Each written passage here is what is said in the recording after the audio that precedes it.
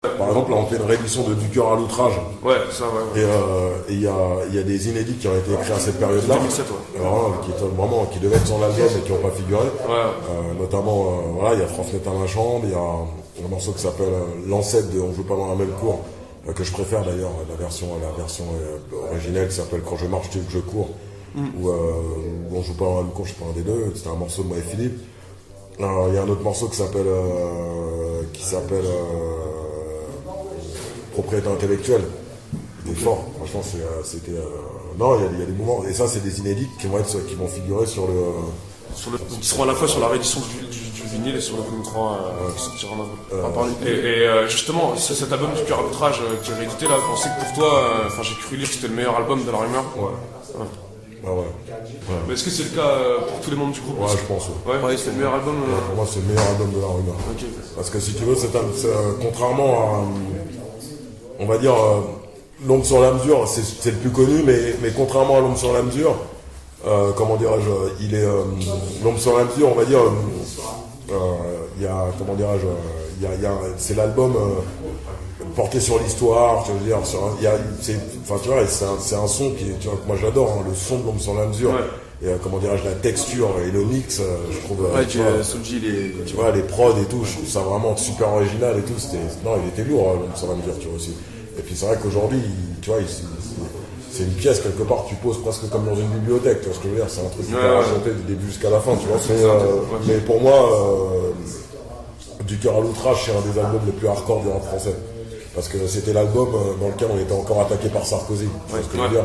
Donc il y avait une réaction à ça. Il n'y avait personne en face, à part tous les bouffons quelque part qui allaient faire qui allaient sauter sur toutes les playlists de Skyrock, tu veux dire. Nous on était dans ce combat-là. Et cet album-là, c'était même dans la pochette, c'était venez pas nous chercher, parlez pas avec nous. Parlez pas avec nous, n'essayez pas de nous clasher, n'essayez pas de quoi que ce soit, parce que là aujourd'hui on rigole pas. Si on fait cette gueule-là, si on est aussi tendu, il y a, je te jure, cet album-là, Du cœur à l'outrage, pour moi c'est vraiment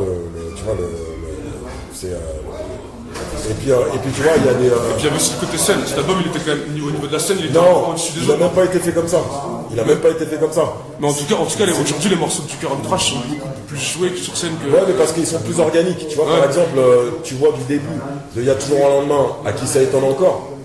Et Qui ça étonne encore, je crois que c'est le morceau, je veux dire, comment dirais-je, on n'a pas fait, on fera pas mieux. Je veux dire, en termes tu vois, de refrain. Justement, ça vient à l'époque où vous l'avez écrit ce morceau, vous l'avez réalisé, vous saviez qu'il donnerait ça. Est-ce que c'était totalement calculé? Non, c'est pas calculé. Il était calculé pour la scène France. Non, franchement, parce que au fait, ce morceau-là, il est arrivé, il devait être sur un autre beat. Pour te dire, il devait être sur le son de Nature Morte au début. D'accord. Et c'est moi qui l'avais amené, et les sons des autres, ça a dit non, moi, qui ça étonne encore. Les autres, ça a dit non, moi, j'aime pas ce son-là, ça ira pas. Et puis après, Jay, il nous a ramené un son, et là, tous les trois, on a dit, mais attends, effectivement, c'est ce son-là. Et on s'est pas posé de questions. On a écrit nos trois couplets, et le refrain, on l'a écrit en live, on l'a écrit comment dirais-je, en studio. C'est Jay Damon qui a fait le beat. Et là, dès qu'il nous a ramené le beat, on a dit, ouais, on va l'enculer ce morceau. Et puis voilà, résultat du compte. Ouais, résultat du compte, aujourd'hui, vous faites 2 fois sur scène à chaque fois. Non, il défonce la salle à chaque fois. Non, mais non, on a des gros morceaux quand même. Mais Qui ça étonne encore. Moi, de toute façon, Du cœur à l'outrage, c'est vraiment. On n'a pas fait mieux qu'un album. Et j'aurais été là presque dans le rap français. Ouais. Parce que si tu veux, tu vois, il y a. Je veux dire, il y a tout. Tu vois, Qui ça étonne encore, c'est pas un morceau qui a été écrit dans une volonté jump up. Il a été écrit et je veux dire et craché avec le feu du contexte. Je veux dire, des émeutes, des attaques, tout ça.